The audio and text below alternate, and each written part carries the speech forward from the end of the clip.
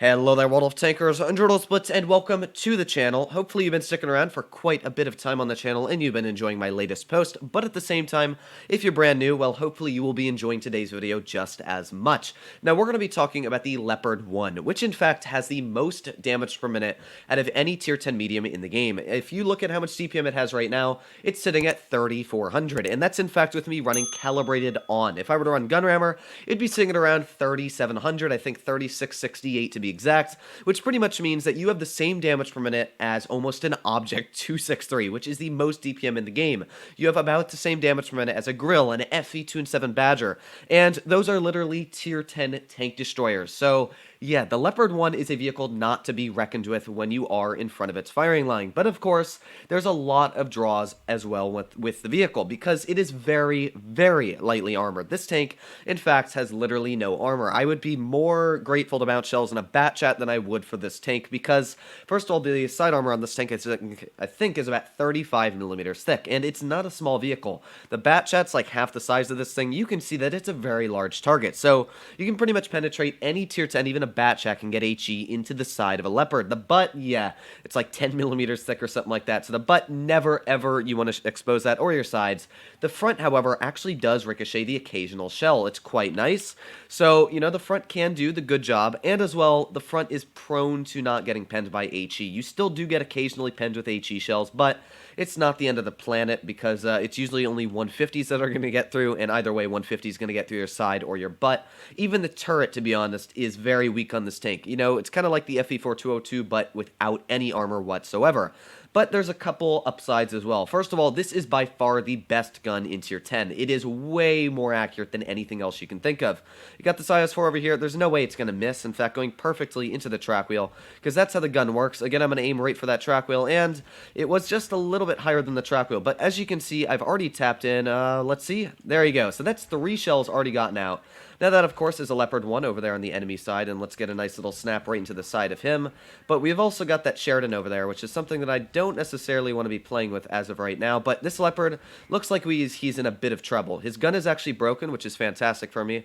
I'm seeing that Sheridan all the way at the back of the map, who I definitely don't want to play with, so I'm going to try and kind of run off the side of this Leopard here. Let's get a nice tap into him, and now I'm going to try and look for the Sheridan, because, of course, yeah, as we all know, Sheridan's not a tank I really want to mess with in a Leopard. I don't really have armor. The Sheridan's probably waiting around the corner or something like that. Actually, we got the WZ's butt right there, which is perfect for me. So there's one nice tap into the WZ. We just saw he fired as well, which means we can get one more in. Although, bad news, yep, there's the Sheridan. So, as you can see, there is a couple downsides with the Leopard, and armor is definitely one of them. That, well, there's a nice tap at least into you, but I don't really want to play with the Sheridan because he can literally out-trade me. But at the same time, if we get into a good position, hopefully I didn't get detected from that, which I did not. Actually, okay, I don't think I am detected, which is good. Okay, so we are not detected. Get him tracked. Now we can kind of run away, which is nice. So let's see if we can get away from this WZ, which is something I probably want to be able to do. Perfect, there we go. So the main guy, of course, I want to try and clear is that Sheridan. That's the tank that can chase me down, does a lot of damage per shot. Now my WT definitely in some pretty thick water right now because, yeah, he's dealing with a lot of stuff. So let's get, oh no, that was not a good shot. All right, let's try this again here. Let's put on our adrenaline, and can we dome him? No, we can't. I don't want to play with a 183. Ooh, I think that 183 had a shell. So yes, you can see it's a very tricky game when you play the Leopard, because you have to be careful about every single thing every single second. You know, that 183 can easily get a shell right into my frontal armor. Now, of course, I'm going to bully this WZ-111. One more tap and this guy's taken out. I don't even care if I get hit, so let's see if we can just dome the guy. Oh, that was a little bit of a tricky shot there, I can say, but let's aim it one more time right at the cupola. Of course, I don't want to be hit by the Sheridan, but there we go. Getting that nice little tap into the cupola there. Now we got a tank like the Sheridan up top. We've also got the 183, who I would love to be able to get a nice little tap into the turret. So let's see if we can do that. Yes, there we go. Again, you can see that accuracy just working like the best. Sadly, we did get taken out, but with 4,000 damage on the table, is there really anything I can complain about? Not too much. So that was a great example of how the Leopard works.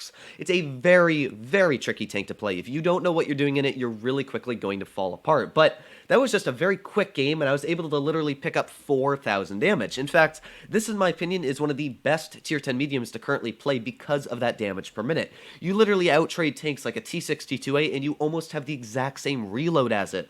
So what that means is you can literally pull out, shoot a 62A, and back up, and then literally, if you put on your adrenaline, tap him again for another 350. So that's already 700 damage. It's literally 3 shots in this tank, and you're sitting at 1100 damage. So that is, of course, why the leopard is so deadly. Not only that, but it never misses. In fact, I only missed one shot that I remember in this game. Well, yeah, I did track the WZ, but the one shot on the cupola wasn't even a miss. It just bounced off the cupola because those Chinese cupolas be really tricky to penetrate. So I'm going to push over to this bush here. This tank, of course, has excellent mobility. One of the best drawbacks of not having armor is usually good mobility, unless, of course, you're running a Stur or a Mill. But this tank has great mobility, so I'm able to push into a position like this.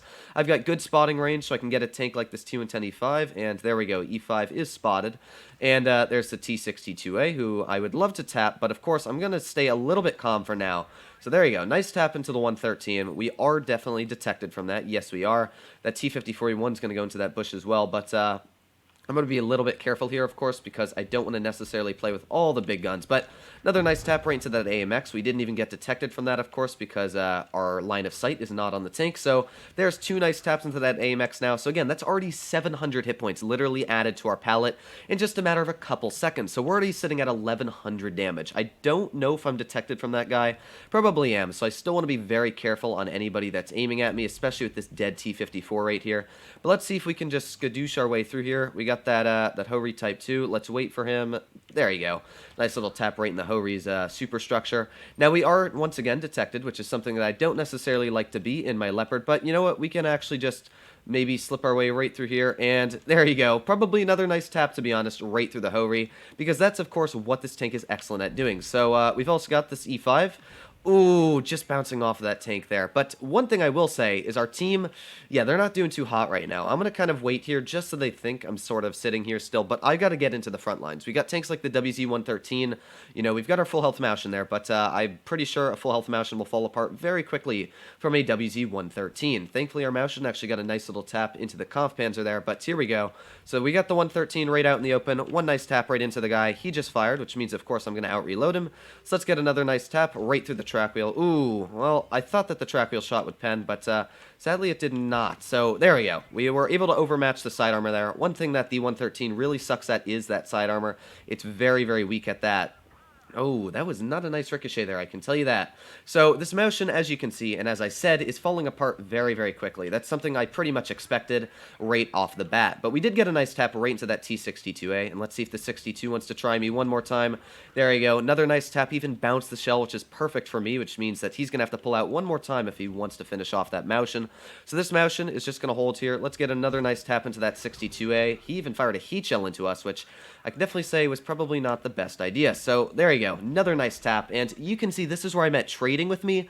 Yeah, not necessarily the smartest idea for these T62A. I'm going to come out on top pretty much all of the trades when I'm fighting a T62A. Now, he's probably going to pull out right here, which of course made sense, but yeah, probably not the best trade from his vehicle right there. So I've got to be very careful here. I've got the 113.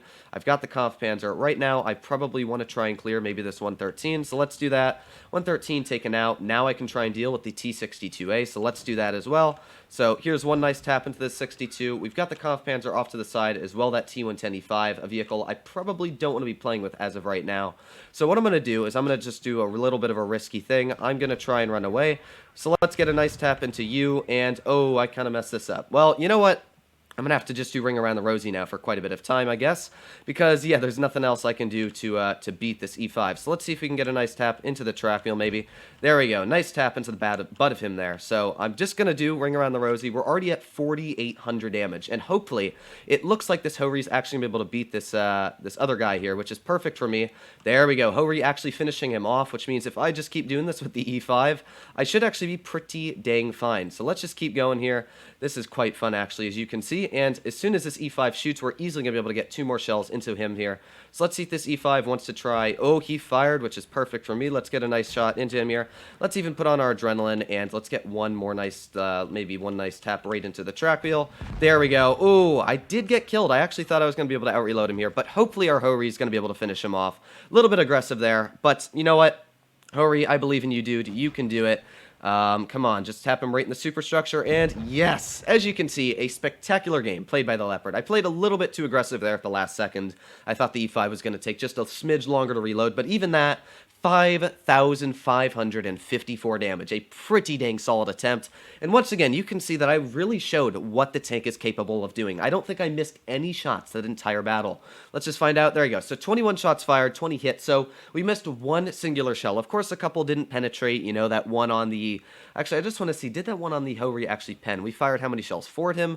No, sadly, that one shot did not pen. That would have been great. But you can see that the Leopard is a spectacular tier 10 at medium. In fact, I would rate this tank better than the E50M now, just because it's got so much DPM. It's got the most accurate gun, no debates done. It is the most accurate gun in tier 10. You don't miss your shots, and that's why you're able to pick up so much damage. Is, you know, that 6D2A, he's able to hit me, but 6D2A bounces a shot every now and then. The Leopard really doesn't bounce shots. That's something it doesn't do, because you can aim right at the weak spots, and you're going to guaranteed hit them.